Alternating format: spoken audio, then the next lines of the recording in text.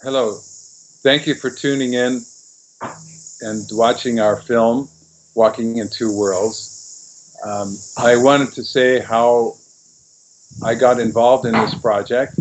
Um, First of all, I'm not new to Alaska. I've lived there since the 1970s, and one of my biggest interests is to do films about indigenous tribes' relationships to their lands as well as their cultures. And so I have to say that I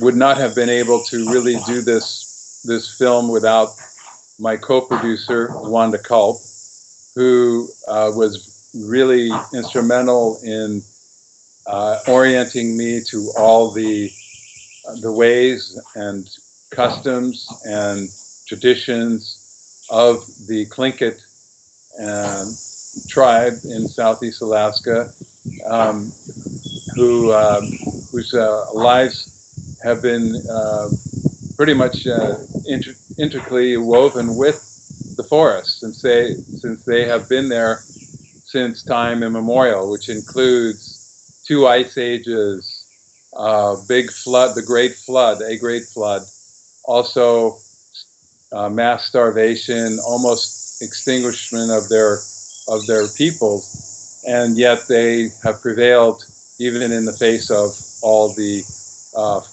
immigrant and invasions, with be that the Russians, the Spanish, the English, and of course now with the Americans.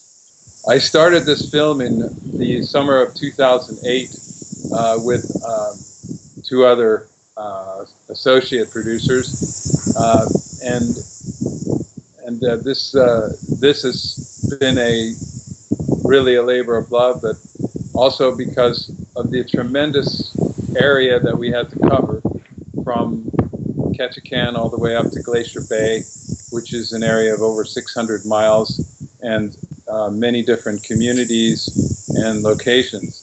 So the logistics as well as the weather were always a big factor in allowing us to get to those locations to do our filming. It's significant that Walking in Two Worlds has its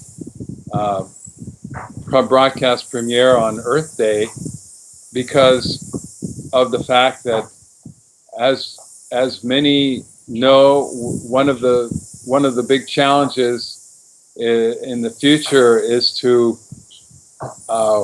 live in more sustainable ways that conserves resources like the Tongass for the future, not only for the fact that the forests of the earth uh, act as carbon sinks, which prevent the more global warming, and that these forests are also uh, great resources for the planet and for ourselves.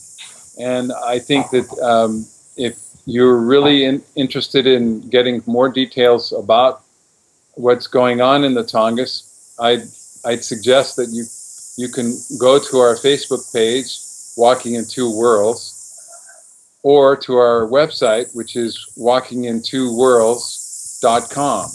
That's the number two, walkingintwoworlds.com. So, as well as you can also contact organizations such as Greenpeace, Earth Justice, and also the Southeast Conservation Council.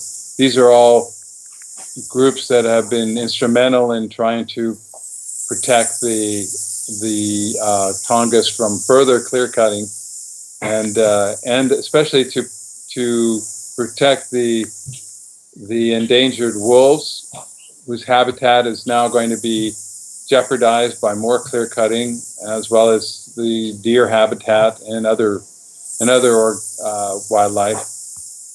But also, I think the key to the solution to all this is to know that we have to all look to find ways that we can promote sustainability of all the natural resources, and especially with the Tongass, which is really an irreplaceable resource.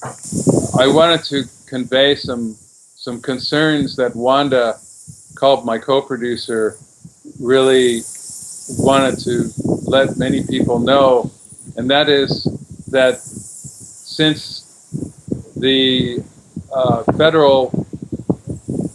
the Alaska Native Claims Settlement Act, which essentially gave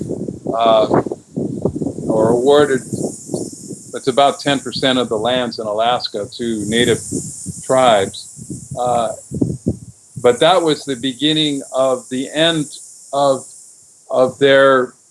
They used to have access to all the forests for their sustenance, for their salmon, for their gathering berries, for their hunting, their traditions that still mean so much to their culture, and they are being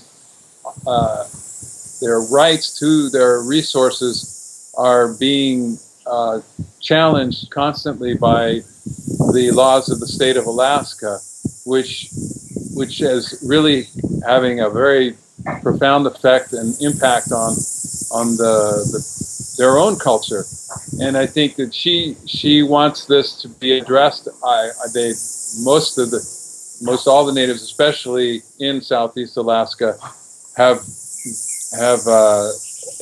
expressed this time and time again. But this does need to be addressed, because their future and the wisdom that their culture brings to all of us will be invaluable for future generations. So I really want to express this concern that they get more of their rights to their, especially for the traditional use of their lands and rivers, and for their resources accommodated, as they have always had, that they've never given up. It's just that they've been subjected to all these new laws. And I believe that this really must change, and that their heritage is something we will be able to appreciate, and especially the way that they value the resources.